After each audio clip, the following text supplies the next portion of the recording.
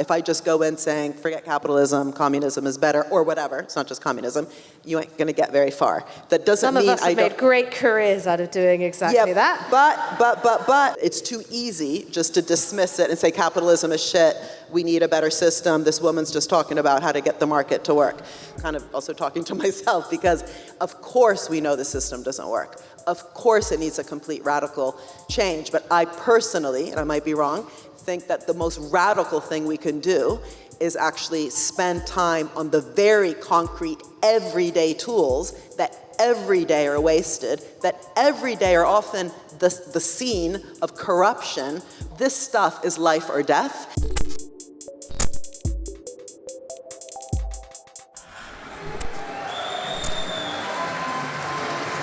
Hi.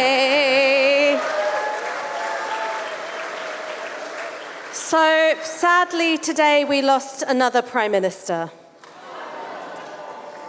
And you know what Oscar Wilde said? To lose one Prime Minister is a tragedy, to lose two is carelessness, to lose six is what the fuck is going on with your political system. And there are as many explanations for why we scroll through prime ministers in the way that we do, as there have been prime ministers in the last decade. So for some people, it's all about Brexit. For other people, it's all about first past the post. Or it's the bond markets, or it's some crazy compliment that, Epstein had and gave to the CIA that would make your eyes water. There's one thing which I think cuts through and under absolutely everything, which is that economic optimism is at an all-time low. So in the most recent survey, 78% of people in this country think that things will get worse rather than better in the next 12 months. And it doesn't matter who the government puts up, whether it's, Rishi Sunak or Jeremy Hunt or Rachel Reeves. It doesn't matter who the government of the day puts up to go on the telly and say, oh, look, line go up, it's all very good, actually. It doesn't actually persuade people. And for some reason, they never entertain the notion that people might have a better insight into their lives than a bunch of lines on a graph do. So our next very special guest argues that what the state actually needs is a sense of purpose that comes from the people, and that the economy is not a set of rapacious forces to either be marshaled or to be kept in check. It is a project through which we may achieve goals that we set for ourselves as a society or indeed as a species.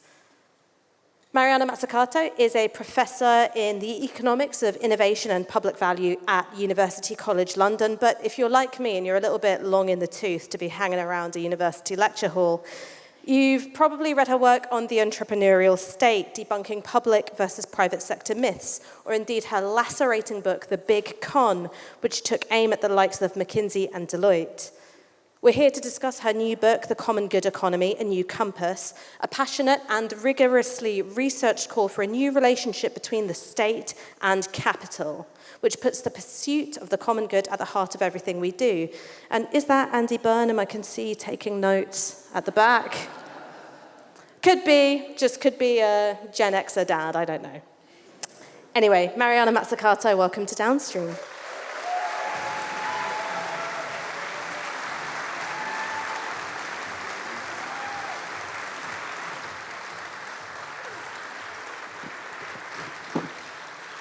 So, Mariana, what a fucking day in British politics. And what a day to have you on. Before we get on to your new book, I suppose my first question for you was, where did it all go wrong for Keir Starmer and Rachel Reeves? In some ways, they took a lot of inspiration from you. They talked about missions, and they set all these targets. They had a new relaunch every 3 months. Where did they go wrong?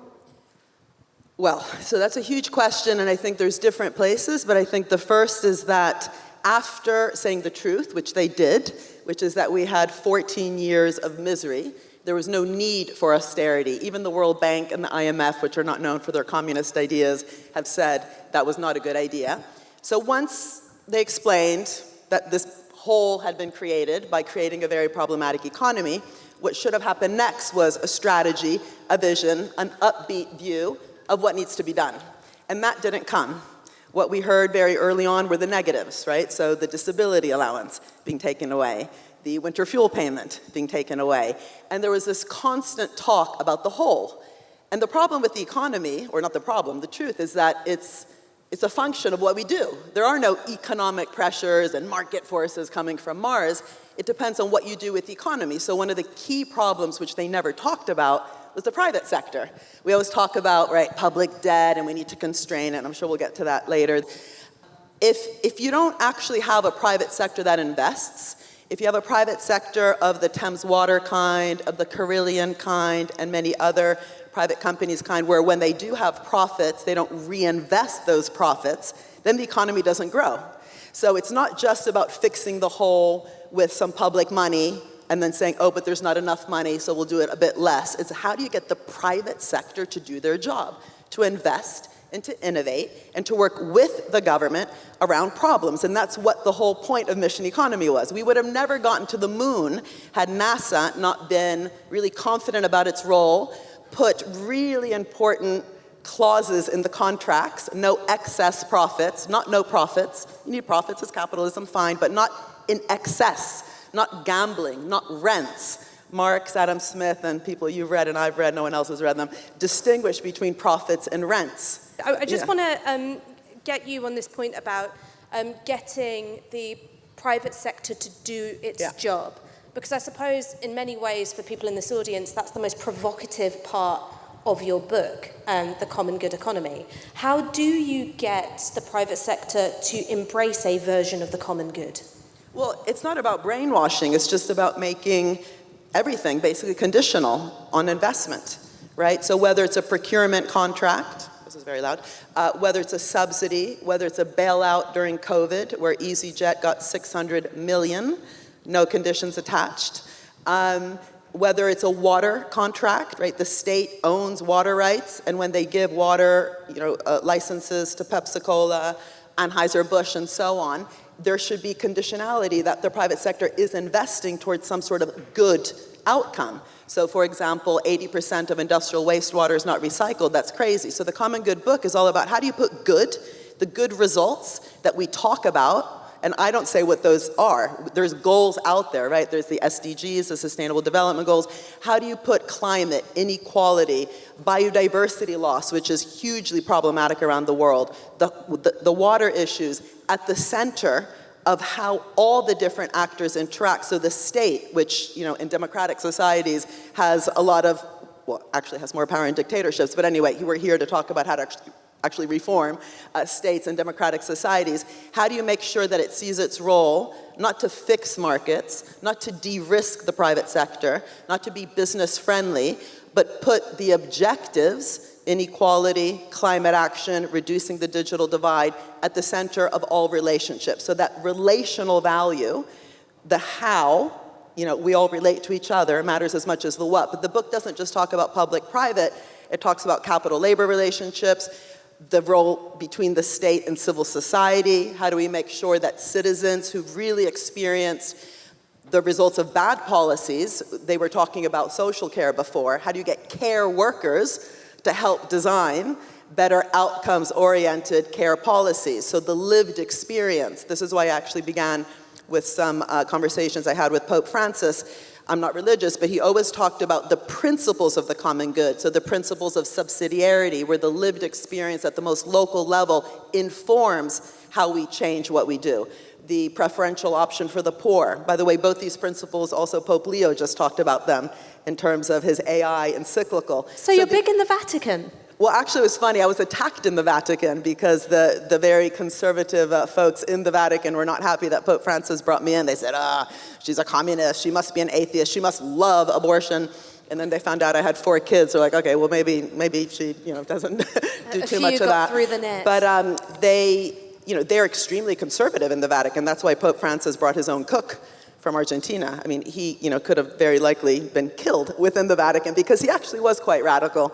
And so, just coming back to the book, the idea of the book is that even though I wrote these other books like Mission Economy, The Entrepreneurial State, my own experience around the world with governments, including the Starmer government that took the word missions, but then didn't change how the economic structures were not fit for purpose in order to be mission-oriented, a book that was purely dedicated to basically arguing that we don't even know how to do good in economics, because even words like public good, sounds good, 2 words, one is good, is just a correction for something the private sector is not doing. It's not an objective. So Aristotle, back in the day, he talked about the telos, the goal, and the polis, not the police, but the polity, right, community. So how do we actually build community? How do we value each other for real, not just talking about that? How do we embed that relational value in a pre-distributive way, so we don't have to overly rely on governments doing what is also important, which is redistribution. But when you really mess up markets as much as we do, then you have to over-rely on redistribution. And by the way, that takes so much time and energy and money to redistribute. So getting relationships right from the start, instead of fixing markets and then redistributing later. I want to talk about how you arrive at a definition of the common good. I mean, you cited Aristotle, and you cited these ideas around, telos and purpose, and what are you driving at? But how did you define the common good? Good question. So what I don't do in the book purposefully, not because I didn't want to, was to me, who am I to tell everyone what the common good is, right? Health for all, housing for all, combating climate change. We know what the goals are. And there's been so much discussion, and leaders globally, including here, think of the net zero mission, very important, driven by Ed Miliband. There's so much talk about what good outcomes we're trying to achieve. What the book says, and the definition of the common good in the book is, if we want an outcomes-oriented economy, assuming we do, so it's a book that's talking to those who talk the talk about achieving goals, then we better get serious about achieving that good along the way in the interrelationship. So a common good economy is one that is outcomes-oriented, focused on achieving really difficult, complex challenges. And, I name them, but I'm not the one to tell the world what those good outcomes are. I always go back again to that every country signed up in 2015 to the Sustainable Development Goals. No poverty, no hunger, life below our oceans, climate action, gender parity is like, duh, those are the goals. But if we don't have an economic theory of good, and we continue to think that at best government is there to fix a market, so we wait for things to be bad, and then we correct for them by correcting for negative externalities, say carbon taxes, positive externalities, clean air, clean water, defense systems, basic research. I won't go into the economic theory, but just the fact that these problems in the economy are seen as externalities, like, oh, whoops, we screwed up along the way, let's put some bandages here and there. It's not surprising then that we get an economy full of bandages, too little, too late, very reactive, and definitely not solving the problems on the ground.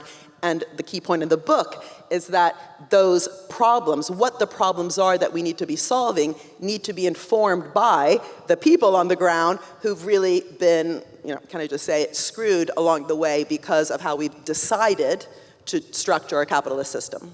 Shall I channel my inner Catholic conservative for a second? I'm actually a communist Muslim, but deep inside me is a sort of, a cardinal from the 16th century who loves scheming. But to channel my inner Catholic conservative, one of the things that you said is, economy or economists operating without a concept of the good, gets you to sort of like shit in limited places. But I suppose what I'd throw back to you is, when you're saying, who am I to define what the good is, a philosopher would say, well, if not you, who else? And is this maybe a little one of the problems of trying to hinge an idea around an idea of the good when we live in a secular, seemingly post-ideological age? A Christian Marxist like Alistair McIntyre would say, well, what you've articulated is a series of preferences, whereas when you talk about the good, you're making a moral claim about what is good and what it means to live a good life, or indeed the good life. So that's absolutely right. So you have read all the books. So when I said, who am I, it's not actually that I don't talk about what I think is good in the book. Of course I do. But there's plenty of other people that tell us what they think we should be doing. That's not what's original in the book. It's not original in the book that I look at housing as a fundamental human right, which we've turned into a commodity to be bought and sold. To the point, by the way, that in this country, 80% of our finance goes back to finance, insurance, and real estate. So finances finance, and a lot of that is the real estate market, creating a housing bubble out of what should be seen as a human right. So I talk a lot about what the good life should be in terms of, again, climate action, given that so many of the consequences of climate change are actually being felt by some of the poorest communities around the world. I talk a lot about issues around energy access and cost of living, and why we should be thinking about not just sustainable growth, but inclusive growth. They have to go hand in hand. In fact, the whole SDG dashboard, if you solve one without thinking of everything, then you always, with one hand, try to solve a problem, and then with another hand, create it. Just think of electrification, which requires critical minerals. Currently, the way critical minerals are being extracted from the ground is very unsustainable and very exploitative of the labor force. So you actually need leaders who, at least in theory, are talking about what good looks like. Think of Boric in Chile, who said, we want to lower inequality, we want to achieve sustainability, but we also want an innovative economy, and that's why he then put conditions on the lithium extraction to be less wasteful on water, to be more respectful of indigenous communities who had to have a say on the ground of what those sustainability practices look like, and again, working rights. So these are issues that the labor movement has fought for so long. You know, you don't need an economist to go telling the world that there's inequality or that there's climate change. What you do need is an economist to say, guess what? There's no way we're going to achieve those good outcomes that we're talking about, there's so much talk about it, unless we understand how the economic theory and practice is a huge part of the problem. So again, what the book tries to do is go back to political philosophy, which has had a much bigger debate than economists around this issue for the reasons you said, but also, and here I'm going to provoke you a bit, and I do think this is a problem of the left in general, is we can't then just say, oh, the problem is the market, or the problem is commodification. Because then what happens, and you also see this in political philosophy, you have someone like Michael Sandel, really good political philosopher, saying care should not be commodified, care should not be in the market. We should think about care outside of the market. But then what happens is the market itself gets left intact. And we continue to have this dysfunctional capitalism in terms of how we have decided to allow market mechanisms to work. So a big kind of, I'd say, innovative part of the book is to say the common good needs to also not only be at the center of how we structure the market itself. Otherwise, you're letting, you know, all those who love to talk about whether it's bond markets or any market off the hook. And so I think that's where I go beyond even people like Robert Reich, who's written about the common good, definitely people like Jean Tirole, who's a very mainstream economist, very smart. He also won the Nobel Prize. He wrote a book on the common good economy, but again, it was very much framed in terms of fixing market failures, and then somehow just after the fact, we should do some good stuff on the ground. And so it's really in some ways an accusation of economics as having been pretty, how do you say, empty in terms of how to put good at the center of how we structure the economic mechanisms themselves.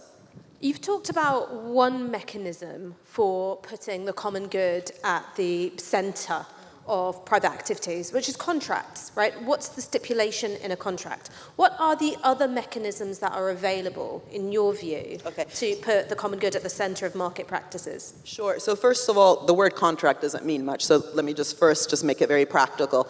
Think of, so first of all, procurement, which I mentioned, is often 20% of government budgets. So any government that tells you there's no money, you know, sometimes there's no money because literally it might be like a small island state and it's been, you know, forced into all sorts of problematic ways of structuring their economy from the international financial architecture. But countries like the UK that have their own sovereign currency, A, and B, are in the global north, and C, the governments have so many different levers from procurement, which as I said is 20% of the government's kind of, you know, space of action, public loans, subsidies, and so on. Most of these tools are wasted.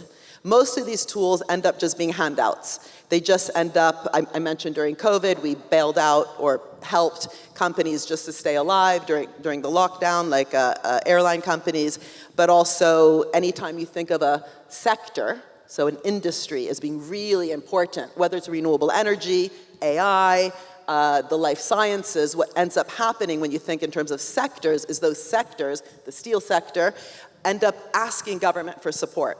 Whether it's because they're going down, so the steel sector, oh dear, they need help, should we nationalize, should we not, should we give them a public loan? Or a sector that's seen as the future, AI, how do we, kind of like really subsidize this sector so we end up with the AI nation? And that's what leads to lots of parasitic contracts. In the book, I begin not only with philosophy and social Catholic teaching, but biology.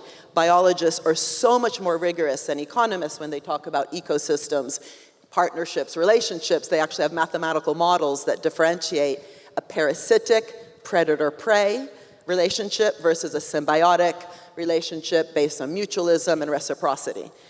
So what does it look like for any contract like procurement, 20% of the government's budget, to create a reciprocal relationship with the private sector where you're not just giving them a contract, that's just money, but actually there's a relationship where what you're trying to achieve is a really ambitious goal. This, by the way, is what I wrote about already in Mission Economy. So let's say you want to make sure that every child has access to healthy, sustainable, and tasty lunch at school, and also school breakfast. How do you work with the private sector, local manufacturing, to deliver that ambitious goal? How do you get government to wake up and work interministerially? We sometimes call it the war room, right? During COVID, there was the war room because you had the education department, finance, the military, all like thinking together how to deliver what needed to be delivered. Well, in this case, you would need Department of Agriculture, Environment, Health, Education, Finance, working together to actually achieve an outcome. So you'd have outcomes-oriented budgeting.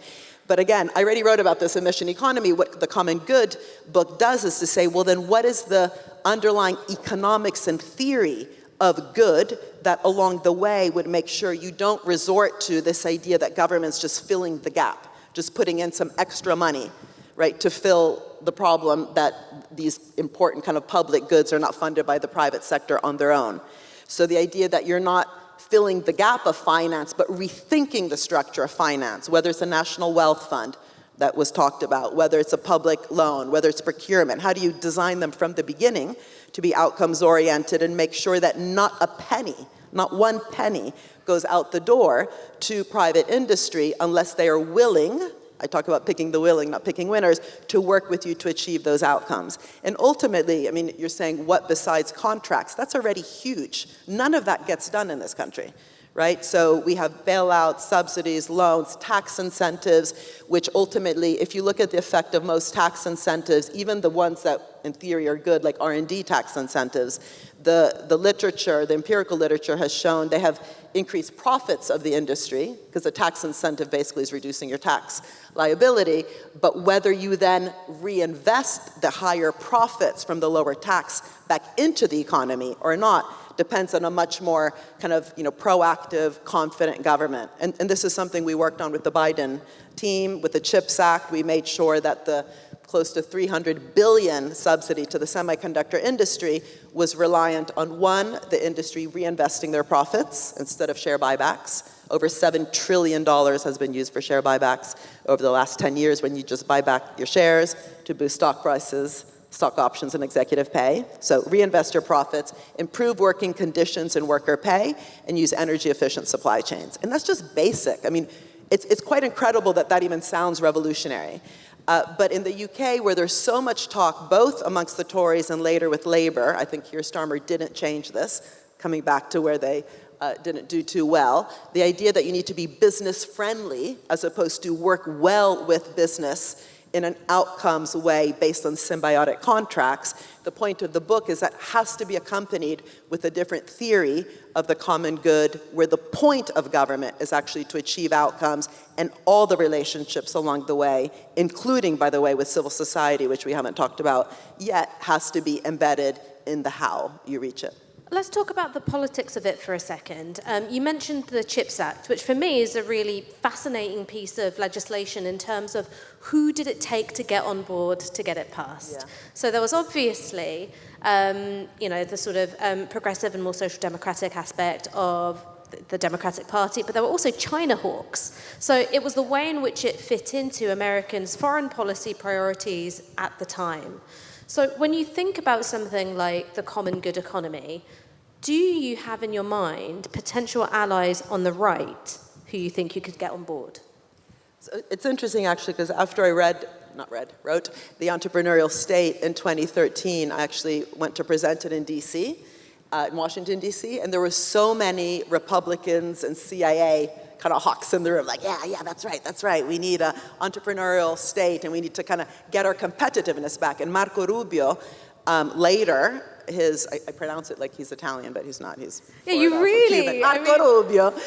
He had actually, in 2019, I met him. His team had asked me, so I was there actually meeting with AOC, Alexandria Ocasio-Cortez, and Elizabeth Warren, and I got this invitation from the Rubio team, and I was like, all right, let's go see what these guys want. And they had read both The Entrepreneurial State and The Value of Everything, and had written 2 papers, one on China. Remember, this is 2019. This is pre-Biden, IRA, and CHIPS Act, saying the US was going to go under unless they learned the lessons of what they called the Chinese kind of, entrepreneurial state, and said, basically China has learned from this book more than we have, and they're going to, outwin us because they actually have an industrial strategy. So it was sort of a call to arms on the US needs an industrial strategy. I love the idea of socialism with American characteristics. Yeah. And then a different book, which is all on how the US middle class was being hurt by the way that corporate governance was structured, and that cited my book, The Value of Everything, which was all about how extractive our corporate governance systems have become. And I was like, hold on a second, I just talked to Elizabeth Warren, I'm talking to you, you guys sound the same. Are you sure you're a Republican? And his reaction was, it was actually very strange. They said, well, we believe in family values.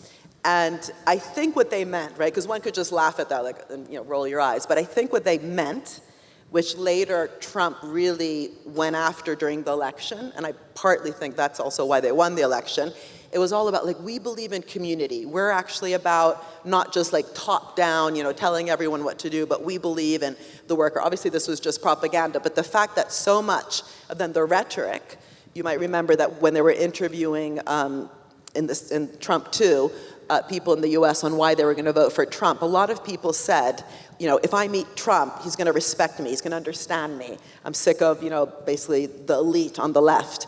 And there's just something about how that then didn't get, well understood, if you want, on the left, but the fact that the right knows, the smart right, so not the purely ideological and populist right, but the military, and a lot of, conservative military folks know that in the US, the competitiveness came from the military-industrial complex. Everything in your iPhone, basically, internet, GPS, touchscreen, Siri, were outcomes of basically military problems. How would these satellites communicate? The internet. How would the Navy know where the ships were? GPS. What I talked about in Mission Economy is why is it that we only know how to do that for military problems? If we know how to do it for military problems, it's then a choice. It's a choice that we decide not to do it for health issues, for environmental issues, for reducing inequality at the regional level, because government is smart with war. It's stupid. It chooses to be stupid. And so I think, the point, though, with the kind of rhetoric of taking bits and pieces of the entrepreneurial state, even Trump's current policies of taking equity stakes in Intel, people have said to me, oh, he must have read your book. The entrepreneurial state, mission economy, and the common good are not about taking, like, a page and saying, oh, we're going to do that, that must be the theory. It's saying that you can't do one thing without the other. So in the entrepreneurial state, it was about not only state investments, not only making sure those state investments were smart on our social problems, not just the military problems, but also socializing the rewards so that people benefit instead of it just going off to what we then saw in Silicon Valley, the tech companies. That bit, the right never even touched, right? So it is. And the reason I also wrote The Common Good is that concepts like missions, the entrepreneurial state, and the common good can all be just used for propaganda. They're slogans, they sound good, right? The common good sounds fantastic. So the reason I created that compass, right, with the 5 elements, is how do we hold to account anyone, whether it's Trump or Keir Starmer or Andy Burnham, anyone who even pretends or genuinely is interested in tackling these good problems. how do we keep them to account? Because if you don't do each and one of every one of those 5 elements, which I'm sure we'll get to, then personally I don't think you can dare to call it that you're doing good for people. I want to come back to the 5 points of the compass in a minute, but I just want to stick with the military-industrial complex for a second, because something you said to me was really interesting, which is the state's smart when it comes to war, it's stupid when it comes to everything else. I would maybe suggest that part of the reason why, as you've pointed out so well in your work, the Apollo missions and NASA, the Cold War is really central to that. You also want to think about some of the progress that has been made with climate and renewables, a lot of that being driven by a sense of competition with China. I mean, you want to think about, the atomic age. I mean, that's really because of World War II. Is that because, war's this magic thing and suddenly a government that's stupid is clever when it comes to war? Or is it because of, instead of choice, a different C word, which is class interests, which is private interests know that in a state of war or conquest, they would no longer exist in the same way. The state is their, backer of last resort in all things. And so that's why, you leave war to the state. The state's quite good at it. Everything else the private sector gets. So I would say it's less of a sort of accidental stupidity and more that's the design of capitalism, no? Yes and no. I think the question is absolutely I a heard good one. the yes, and yeah, that made me yes really and happy. No. So first of all, don't forget, during COVID, literally, wartime tools were used. So in the US, the Defense Production Procurement Act was used to procure personal protection equipment and vaccines that came from the Korean War, right? So it's not that we don't then do it for other things, but we have to wait for a health pandemic when, all these excess deaths are happening for government to wake up. So normalizing the moonshots, right? First of all, that is possible. But do we do it? We first need to hold governments accountable. Do you even care, right? So if we know how to do it with war, and we don't do it for these other things, then we should be saying that's a choice you've made because you obviously don't care. That's the first thing. Second, how do we bring the urgency, which you were talking about, that we have for war? No one says the 2030 agenda for winning the war. You want to win the war in 6 months max, right? So that's why, by the way, even with World War II, they had to get together with the trade unions in order to very quickly, within months, not years, transform, automobile production to wartime production. Because they had to do it quickly. So how do you bring urgency, but for real, not just in words, to problems of inequality, right? So Johnson tried it. He called it the war on poverty, right? So the wartime talk for something, social, but they didn't actually transform it with the wartime tools. And what is a wartime tool? It's clear on the objective, so you can't say, blah, blah, blah, did you win or not? But how do you do it in a cross-sectoral way to go to the moon? It wasn't just aerospace, it was nutrition, materials, electronics, climate change. Similarly, it's how we move, how we eat, how we build, green steel, green cement, or brown steel and brown cement. That's a choice. Germany, by the way, has green steel only because its public bank put it as a condition to the loan that was provided to the sector instead of just bailing them out like we do here. And so how do we then build that urgency? It can't just be fed from the top down in a technocratic way. That's the point of the book. How do we use, again, the lived experience, movements to really pressure governments to actually get serious about actions that are required, not just use words like missions. By the way, I didn't finish the answer to your first question. The first mistake that the Starmer government made was to say that growth was a mission. Every country wants growth. That's kind of like, obvious that you want growth, but growth doesn't happen without investment. And the missions approach is all about catalyzing public sector and private sector investment. What is growth? It's a function of investment.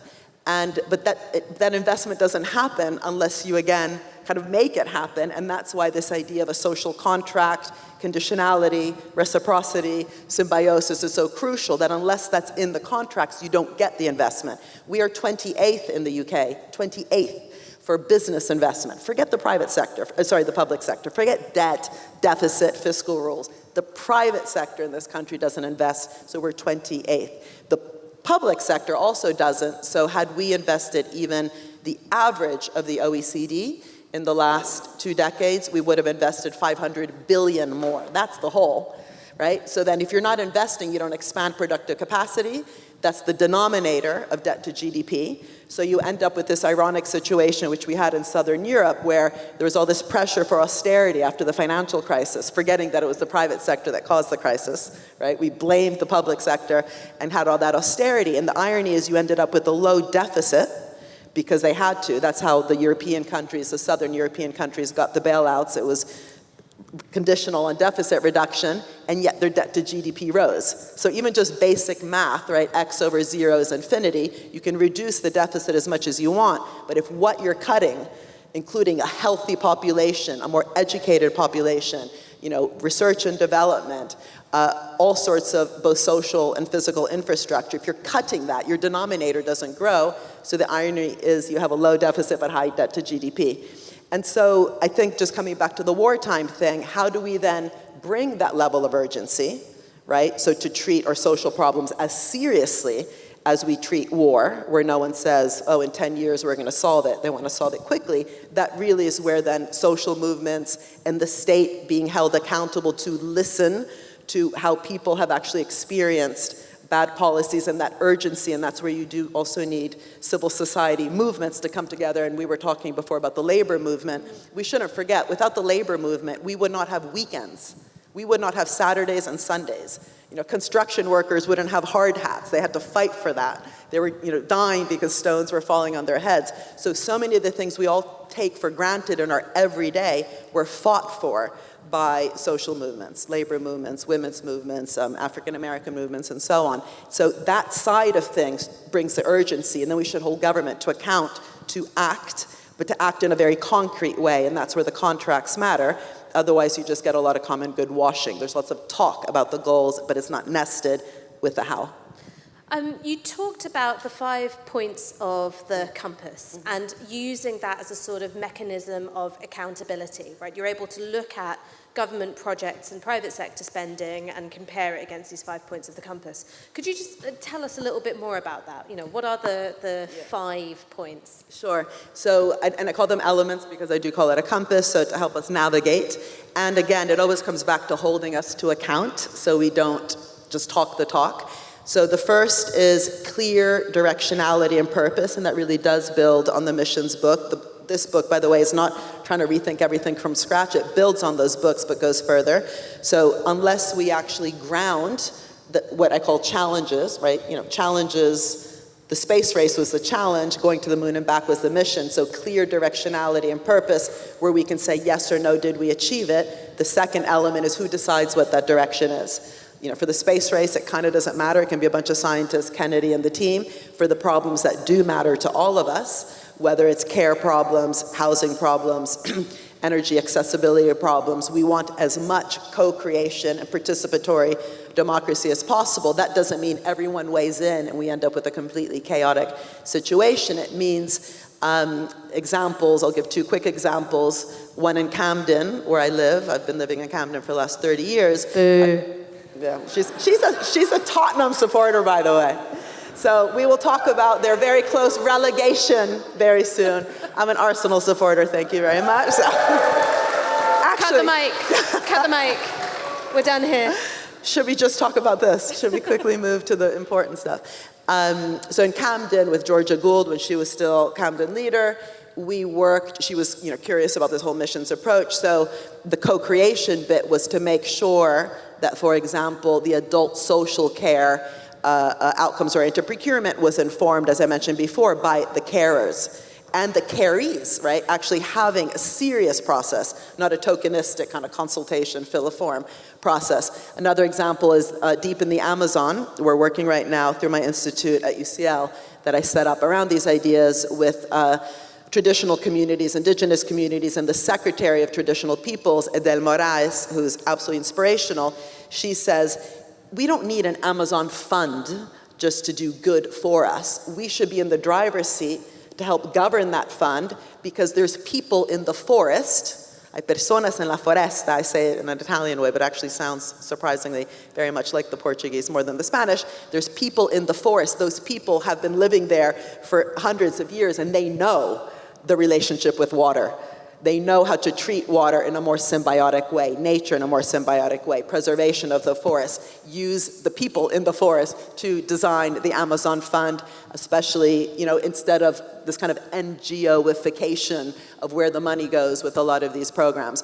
The third is sharing knowledge and learning. There's no point in talking about collective intelligence, innovation society, open innovation, if then along the way what we see is that the way that knowledge is treated is increasingly privatized because how we have chosen, there's nothing deterministic about this, to structure the patent system, intellectual property rights, which are fine to exist, but if we govern them badly so that we're privatizing early stage knowledge, early stage research, literally the tools, like the hammer and the screwdriver, back in the day. Hammer and sickle. Sorry? It was a hammer and sickle, no? Hammer and sickle. And if the patents are too wide, so used just for strategic reasons, too strong, hard to license, that's a misgovernance of knowledge. And what we saw in COVID is that many of the companies, even though there was this huge urgent, wartime urgency, they were able then to actually continue to misgovern that knowledge. So Pfizer and many of these other companies really took the government around the world for a ride, and only the AstraZeneca vaccine, which is called AstraZeneca simply because it happened to be the private company, but it was mainly publicly funded researchers, mainly not only at Oxford, that put as a condition to the collaboration that AstraZeneca had to share the knowledge, that they had to join the patent pool so that the vaccine could actually be produced in Africa. That's an exception. That is not the rule. So how do we share knowledge, share learnings along the way? How do we get government also to wake up and become more learned and actually to welcome trial and error, learning by doing, so that they become less reliant on consultants and others, and so on. The fourth is sharing rewards. That's, again, very basic, and I've written a lot about how to share rewards, whether it's through equity schemes, whether it's through these reinvestment conditions, whether it's through energy communities, whether it's, again, through an Amazon fund kind of structure that makes sure that the money is reinvested back in. But we've also been looking at this, again, in Camden with the Camden Community Wealth Fund we helped set up, but also in a project with Carnival in both Notting Hill, but especially in Brazil and Salvador and Recife and Rio. We're looking at how so much of the money that's produced from Carnival, literally the beverages, the food, the tourism, hardly any of that gets reinvested back into the communities that create Carnival. So this idea of not just socialization of risk and socialization of rewards, but getting funds that are truly reinvesting back into where the value is being created. And the last element is transparency and accountability.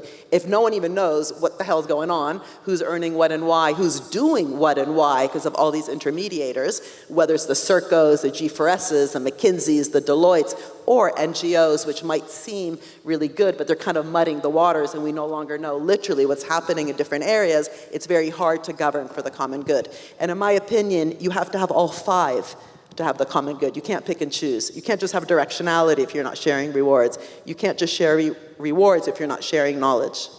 Well, I want to pick up on that last one, which was transparency and accountability. So the UK has had some of its own moonshot projects. We had ARIA, and I always forget what ARIA stands for, but it was the Advanced Research and Innovation Agency, which was meant to deliver high-risk, high-reward, progress on things like AI and all sorts of things that arts and humanities graduates like me don't know about.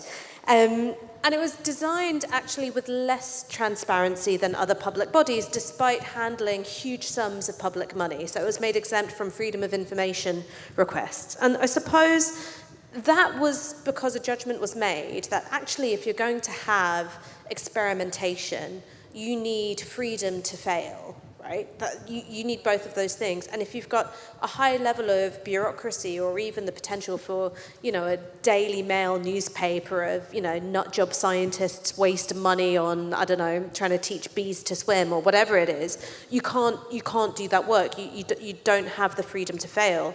So where is the line for you on transparency and accountability, but also public institutions which can experiment and tolerate failure? Again, very good question. So you studied only humanities, you said? I did. Okay. English literature, baby. Very good.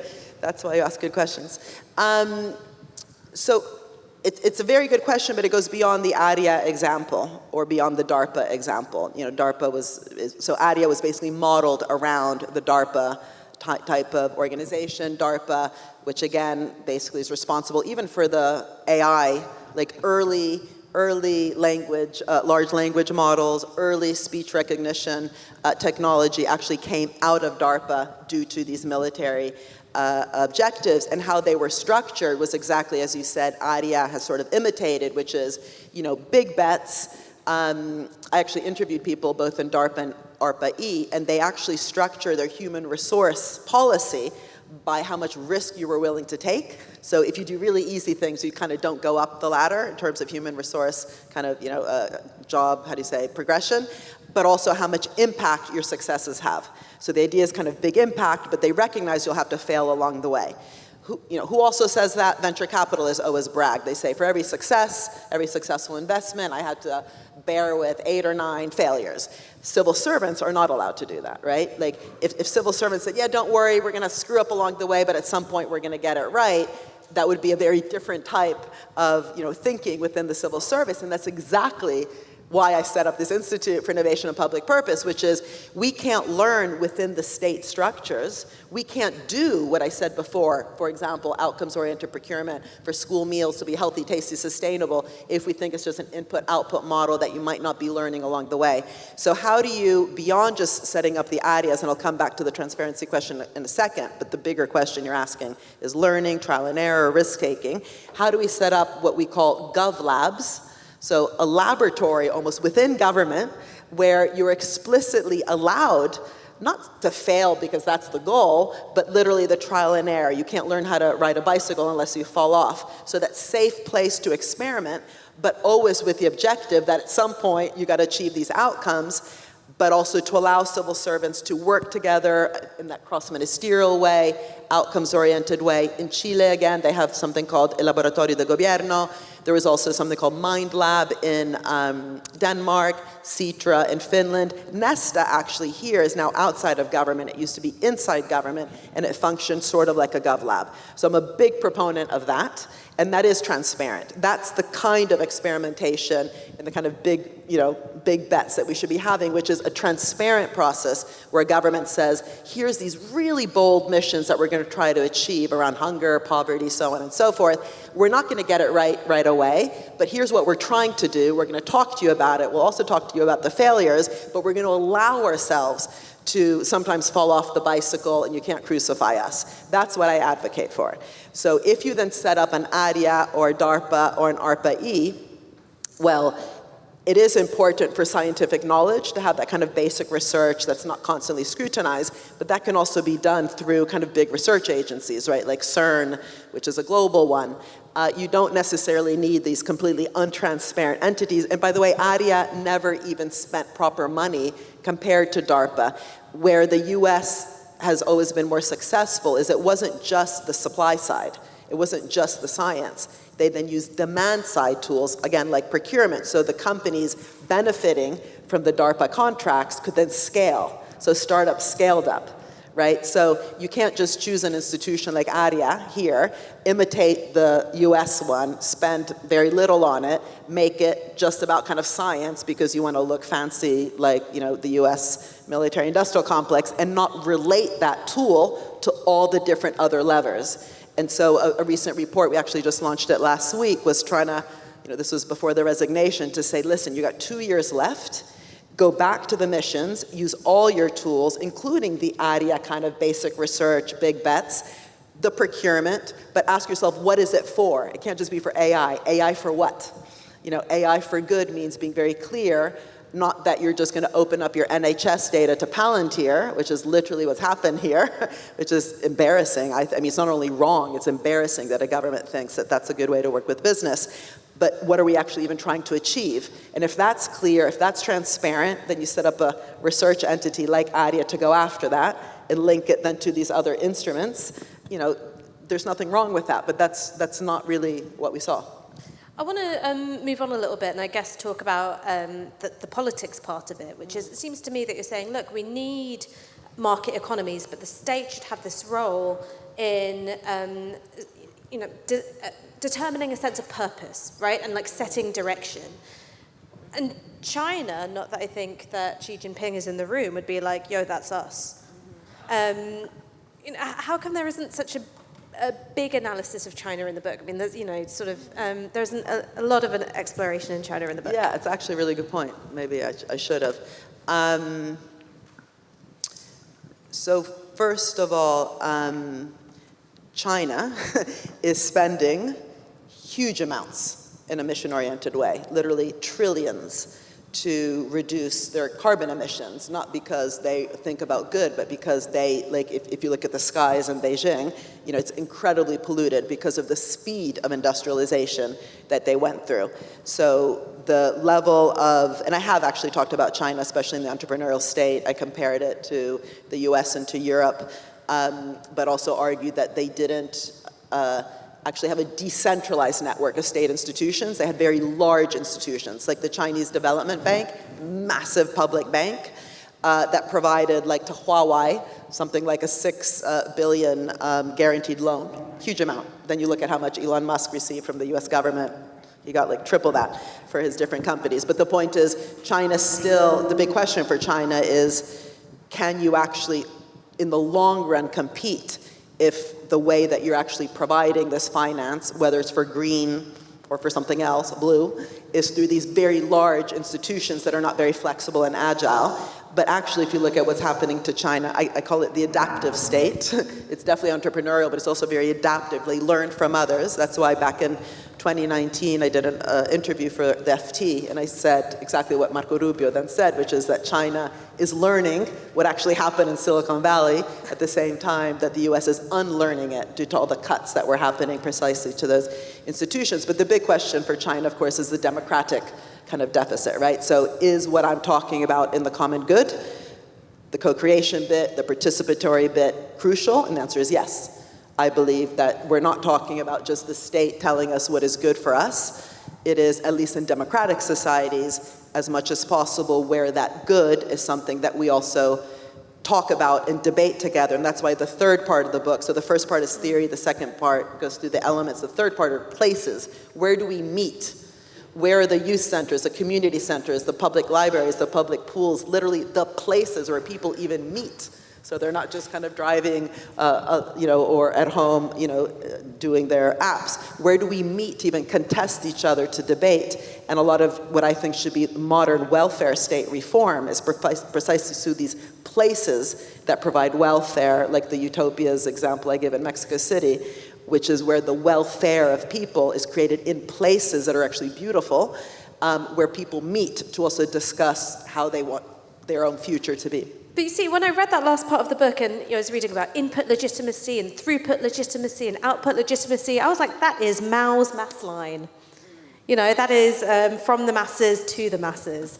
And I wonder if there is a sort of, maybe this is a Mazzucato with Chinese characteristics, this latter part of the book.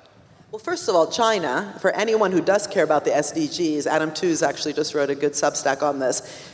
China's the only country that has seriously combated, poverty, hunger on a mass scale, as well as the climate targets, right? So that's where there's also a lot of hypocrisy, right? We talk about these big goals, and then we don't talk about how China actually, on some of these goals, again, hunger, poverty, climate action, is literally number one in the world in terms of real action and not just talk. I don't know, or I don't think, but maybe you can tell me what you think, that a key feature of China is that kind of co-creation, participation, working with people and not at them.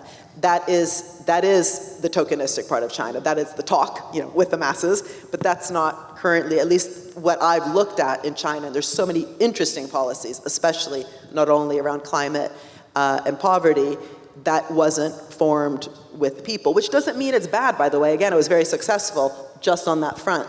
So, this book is not meant to be for dictatorships. It's meant to be for democracies which talk so much about doing things for people, and then not only don't do it for people, but definitely don't do it with people. And by the way, there's a lot of vocabulary corrections I do in the beginning, and something you just said before, I say we shouldn't talk like that. So it's not like the market and then the state. the market is itself an outcome of how the state is structured. And a lot of my work has been kind of, blaming the state for being governed so badly because it's just fixing markets. And business, how we structure businesses, if they can just literally extract all this money through, and this is just a symptom, the share buybacks or dividend payouts. Again, think of Thames Water just to, focus your mind, not reinvesting back in the infrastructure, giving money out as dividends. We end up with sewage on our rivers and seas. That doesn't have to be that way, right? So the kind of market we end up with depends how we govern public institutions, how we govern private institutions, how we govern their interrelationship. And if we want to govern it well, we need to be clear what the outcome is, what is the good result we're trying to achieve, and how to embed that good at the center of those contracts. I keep repeating this, but this is central to the book. And that's where I differ, like if it's, should we nationalize water or should we privatize water? I can have my opinion on that, but the biggest question is how do you, and I think Andy Burnham is actually using some of this language, how do you govern it with the public interest at the center, and I would call it with the common good at the center? How do you make sure that when you, as we did, privatize the railway system here, we don't end up with the mess that we ended up with? Trains that are not, forget the recent train accident just last week, but trains that are not modern, they're not sustainable, they're definitely not accessible. We have crazy train prices in this country. How could you put those conditions at the center of how you govern a hybrid, kind of public/private train system? Think of French Telecom, Orange, it's a hybrid unit, right? So we don't have to always go back to public or private, but you do always have to go back to how is it governed? Is it governed for people and planet or just for private profit? So, in the interest of not being a dictatorship, I'm going to give you guys a choice. And your choice is this. You can have 15 minutes more chat between me and Mariana, or I throw it out to you for 15 minutes of audience Q&A. Who wants Q&A? Who wants 15 minutes more chat? That was too similar, so we're just going to do audience Q&A. All right, so I want to hear from someone who isn't a man. Sorry. Come on, ladies, don't embarrass me like this. Put a hand up. Where am I looking? Yeah, white shirt. Glorious. Thank you. So I think I was a little bit surprised that it feels like we are adjusting the market, but not fundamentally kind of rethinking it. I haven't read the book yet, so apologies if it is more fundamental. But I just wonder, given that capitalism is inherently kind of oriented around capital, and kind of, I feel like the fundamental principles of it seem at odds with the common good. And so is it the government's role then to incorporate the common good into how the market is redesigned? Or is there any scope or kind of consideration of a completely different system that we might need? Right, again, excellent question. And this is where I'm often in two minds. So in terms, what I've dedicated my last kind of 20 years to is actually working with governments to get stuff done. If I just go in saying, forget capitalism, communism is better, or whatever, it's not just communism, you ain't gonna get very far. That doesn't mean Some of us have made great careers out of doing exactly that. But how many, and I don't mean this dismissingly, I think you're great, do you actually work on the ground every day with actually trying to improve very specific kind of practical outcomes for citizens that require governments to wake up, change? And perhaps you do, by the way, because I don't know actually what you do, but it's too easy just to dismiss it and say capitalism is shit, we need a better system, this woman's just talking about how to get the market to work. So, and I'm actually saying this in a, how do you say, I don't want to say therapeutic way, I'm kind of also talking to myself, because of course we know the system doesn't work. Of course it needs a complete radical change, but I personally, and I might be wrong, think that the most radical thing we can do is actually spend time on the very concrete, everyday tools that every day are wasted, that every day are often the scene of corruption. Procurement for school meals in Italy is literally where so much of the corruption actually happens. So what do they then do? They put it in an agency for anti-corruption, which makes it even more risk-averse and nothing gets done. So that just happens to be what I'm interested in, and the fact that there's so many varieties of capitalism. If we just say capitalism, it's like there's some big blob. Believe me, capitalism today in Brazil under Lula is very different from capitalism under Bolsonaro. And if you don't believe that, if people don't believe it, I want to just say that's the bourgeoisie bohème that like to talk about capitalism, communism, but then don't actually say what happened under Lula that is so different from what happened under Bolsonaro. Does that mean that capitalism under Lula is great? Of course not. Capitalism, for the reasons you rightly suggest, have some inherent problems.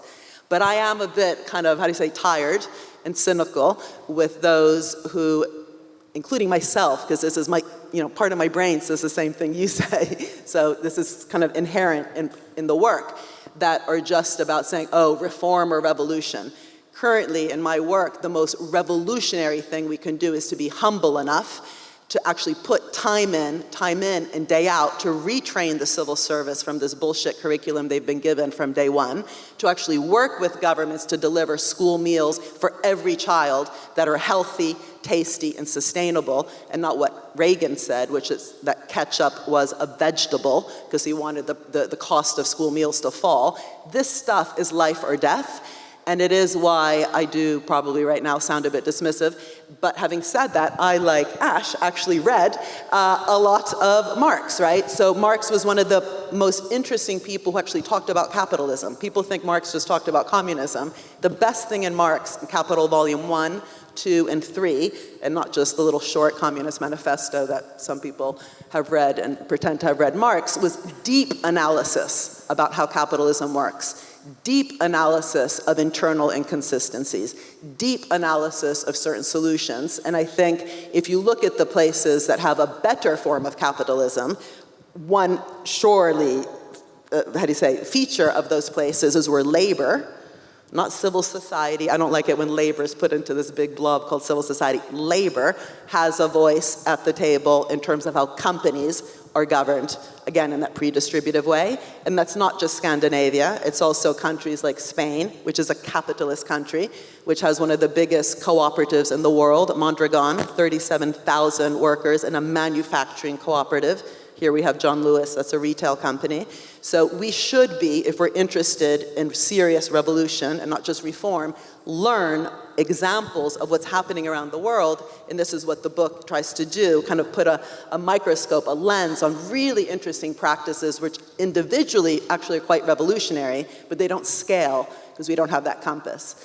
But yes, the book is about making capitalism work, but most of what it's saying is capitalism doesn't work, and why. And it can't just be that it's because of capitalism. It has to go to the tools. Right, I think we've got time for two more questions. Two more questions. All right. We've got a hand right up in the air, what I think is a burgundy T-shirt. Fab. And then we've got, let's go with what looks like a grey T-shirt or a sky blue. Yeah, you're pointing at yourself going, who, me? Yeah, you. Thank you. Thank you for a great talk and amazing questions. You talked about reforming the government to shape markets for the public good. But thinking about other thinkers, many were mentioned tonight, thinking about thinkers in France like Dardot and Laval, they argue that governments are often trapped by corporate interest and top-down control. How can we trust the state to lead these big economic missions without it being captured by corporate interest and bureaucracy? I do get the people of the forest and the carers and careys, and I don't mean to caricature, but is that enough? How can we trust the state? Yeah, so most of my work is not at that local level. So for me, that was like going deep into the wilderness, because most of the stuff I do is at much higher level, like strike the right contract with Pfizer. I used to joke with my husband that if I didn't come home at night, it was literally Pfizer, because of how much they have actually abused their power, captured governments. Most tax policies, by the way, like in the UK, have been lobbied for by governments. And this is not, governments, the private sector, not just like the big taxes like corporate income tax. It's literally like the patent box. If anyone has ever heard of this, you probably haven't. It's literally the stupidest policy ever, which government was captured by the pharmaceutical industry. So a patent, intellectual property right, is already a 17-year monopoly that government gives a private enterprise, there's no reason after doing that to incentivize the investment on innovation to also reduce the tax on the profits generated from a 17-year monopoly profit. So, I've been looking over the years at so many really idiotic tax policies that have increased inequality, literally Piketty's curve, Thomas Piketty, who's also just done a great inequality conference a couple of weeks ago in Paris, where I presented the Common Good book. If you look at his curve, every decade, I can tell you the lobbying, the capture that governments went through that increased inequality. Another example would be capital gains tax.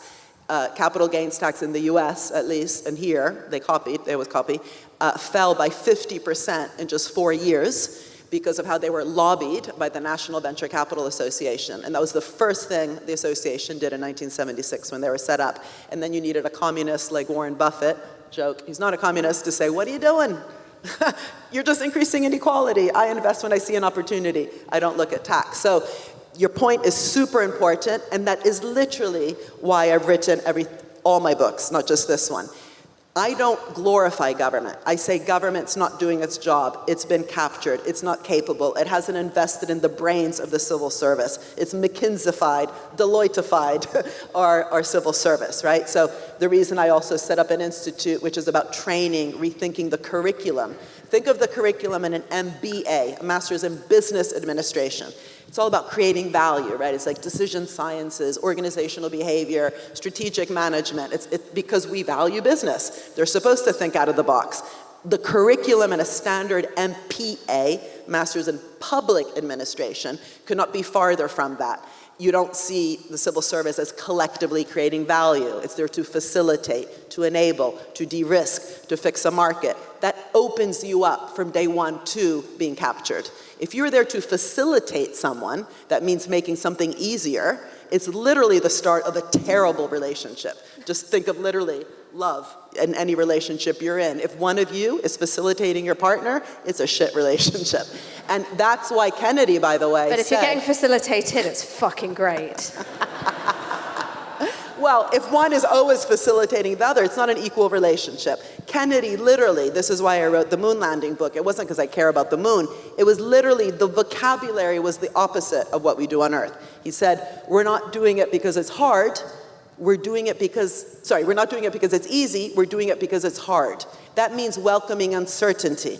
That means experimenting, trial and error. That means working with others, embracing the difficulty together, not de-risking, which then ends up socializing risk, privatizing reward. So your point is the point. When government doesn't know what it's for, when it thinks at best it fixed markets, when it doesn't have a definition of public value, literally, only the BBC has a definition of public value, and we actually worked with them to refine it because it wasn't as good as it could be. But the word public value, again, sounds good, but you can barely find a definition of it in any sort of economic textbook. So when the government doesn't know public purpose, public value, market shaping, of course it will be captured. And of course, if we don't invest within the brain of the civil service and just outsource, not just to consultants, but again, the Serco G4Sization of our public services, we're gonna get a dumber and dumber civil service. So that is the problem. But the problem is the diagnosis then needs a solution that is cross-cutting, that's holistic, that's not just talking about corruption or capture, but is looking at it from the start, that we've actually designed the system from the beginning to create these market failures that then get fixed instead of shaping. And then the question is, how do we use the common good compass to hold government to account precisely to lower the probability that it gets captured? I'm afraid, I'm so sorry, we're not going to have time to get to your question, but I will say this is, Mariana will be at the bar. Try keeping her out of it. She will be at the bar signing copies of her book, The Common Good Economy. And I just want to thank you so much for joining us tonight.